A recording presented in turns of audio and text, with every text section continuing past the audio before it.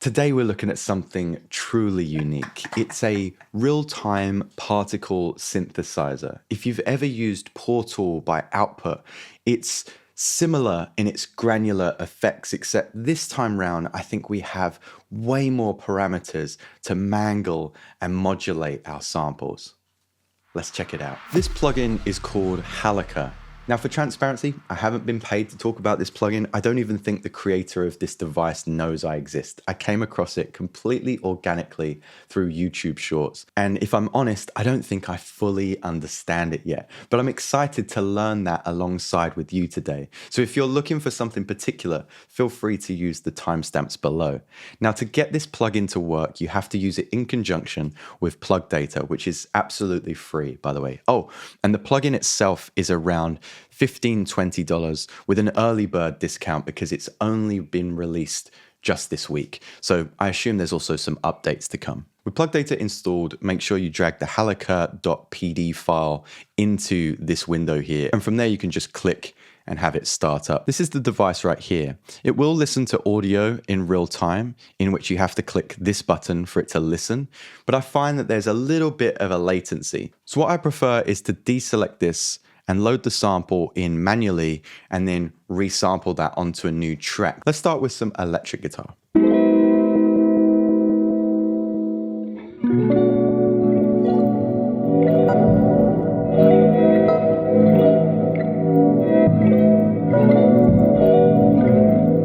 So with the sound muted for now, we have two planets here which are being orbited by particles. Each of these planets have their own mass and gravity, and we can affect the gravity of these planets and even how hot the planets are by changing our parameters over at the side here. We can also expel any mass or any gravity from these planets by hitting this button. This way, rarely any of the particles come into contact with this planet and will gravitate to this other planet here. Anytime a particle moves through this blue planet or this orange planet over here, you will be able to hear the grains. So here's our sample, and we're just playing from here, and we can cycle through that sample.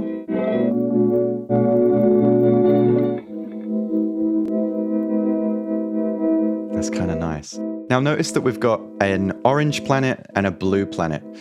Well, if we just wanted to hear the highs of the blue planet, we could high pass filter this.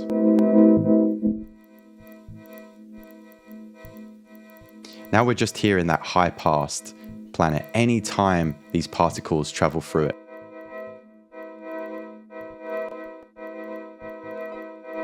Now, over time, these particles will warm or cool to the temperature of these planets, which will also affect the sound. So I'm going to start to roll that off now. So we'll hear more lows when these particles pass through this blue planet here. And we also have, might be able to hear a bit of clicking there. We have an attack and a decay or a release here that we can move out as well to get a softer, more natural pad-like sound. We have the length of the samples. So it's become more choppy, which would be really nice if we start to introduce some reverb. Notice that we've got some reverb controls here. And if I turn that on for the blue planet and up my mix, you start to hear the reverb only for the blue planet. It's so cool. Now, if I turn that back off, we've got our short, choppy samples.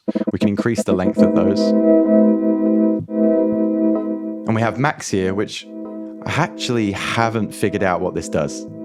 So if you know, let me know in the comments. So we're going to leave that at 0.5. Now, what's really cool is you can change the position of this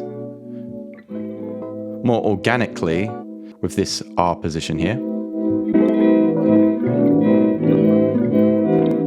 And you can change the strength of this orbit right here. So notice the more that I turn this up, the more they start to really circulate these planets. I'm going to turn that back down. And there's air resistance for these planets as well, which will also affect the particles. How crazy is that? And if you bring these planets a little bit too close to one another, they will kind of share those atoms. Isn't that insane? It's such a fun, hands-on device.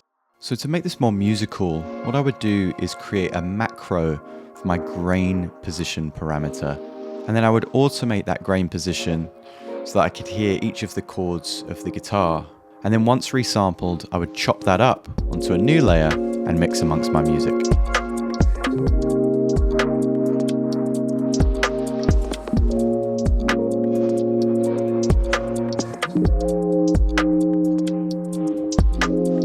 Let's change the sample to this piano.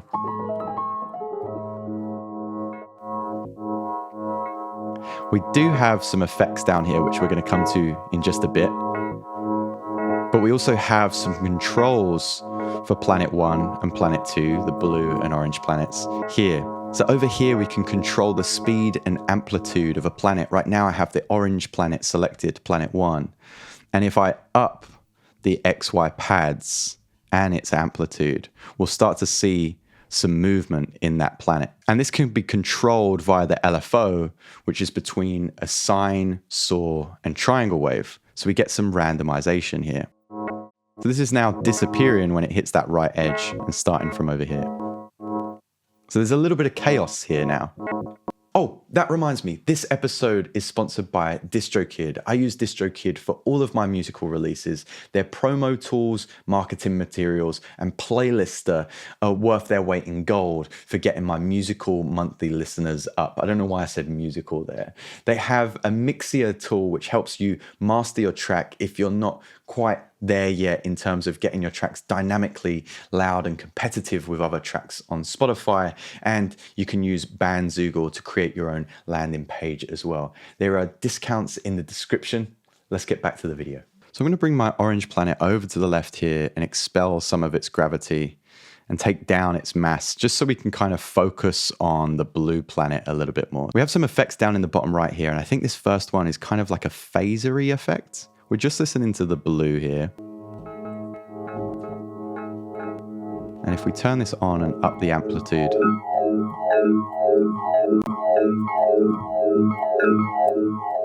so that's controlling a lot of the volume. If I bring that right down, we don't hear a lot of it, but I bet if we introduce this,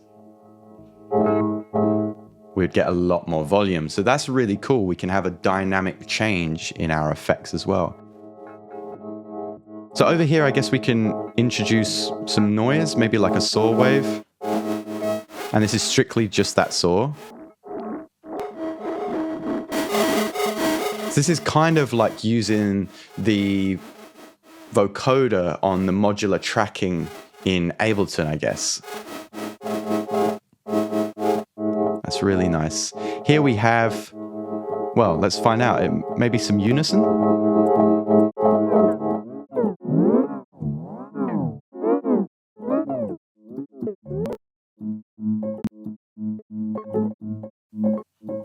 So this one works really nicely if the mix is kind of low.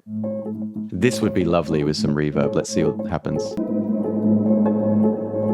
Let's turn that decay down a little bit. Whoops. And that mix. Oh, that's so lovely. Maybe some delay. This looks like delay. Let's take our 64 notes down to, how do we change this? Oh, maybe it's time. There we go. Okay, so maybe quarter notes with a little bit of spread, teeny bit of feedback, and we'll start to increase our mix.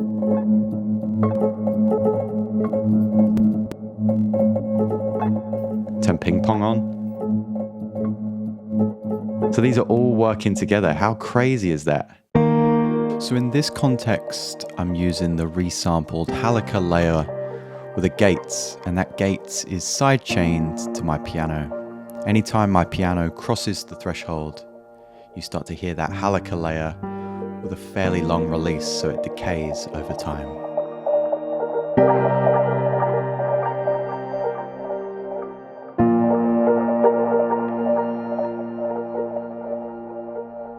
And our last effect is kind of like a tape warble, kind of a lo-fi effect. So we can increase noise. Oh, we can hear it already. And the drive.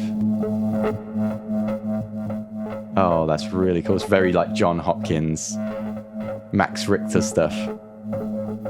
The speed of that tape warble and the depth. So it's going to start to bend the pitch a little bit, I guess.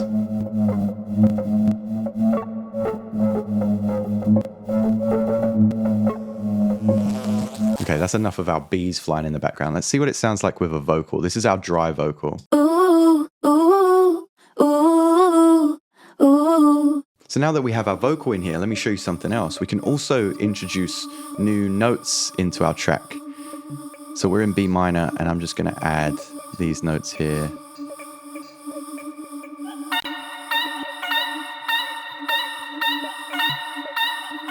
Very weird.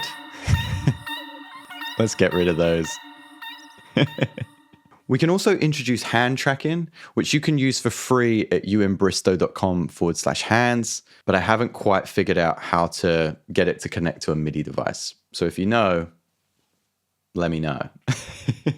Now, the last thing that you can do is come up here to settings and change your resonant orbits via the Q mix. So the Q mix is going to choose a more pointed resonant frequency. And we can start to change the resonant frequency of these passing granules as we up the mix.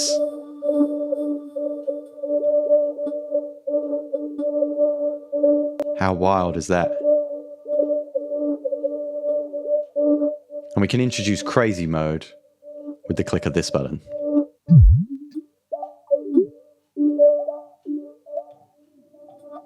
How insane is that? Now we've turned a vocal into weird, drippy, droppy textures. This is a sound design haven, and you're starting to see why I had the opinion it could be more powerful than Portal by output. And like I say, record all of this onto a new audio track by choosing resample so you don't miss any happy accidents you might create. I'm looking forward to trying to create some atmospheres as a base layer for my track, or creating some ear candy out of melodic instruments and using it in a more musical way. But I hope this gave you some insight into this new plugin. Let me know if you're going to grab it for yourself, or if you've already used it and maybe I missed something. There could be a follow-up episode. Thank you as always for swinging by, and I'll see you next time.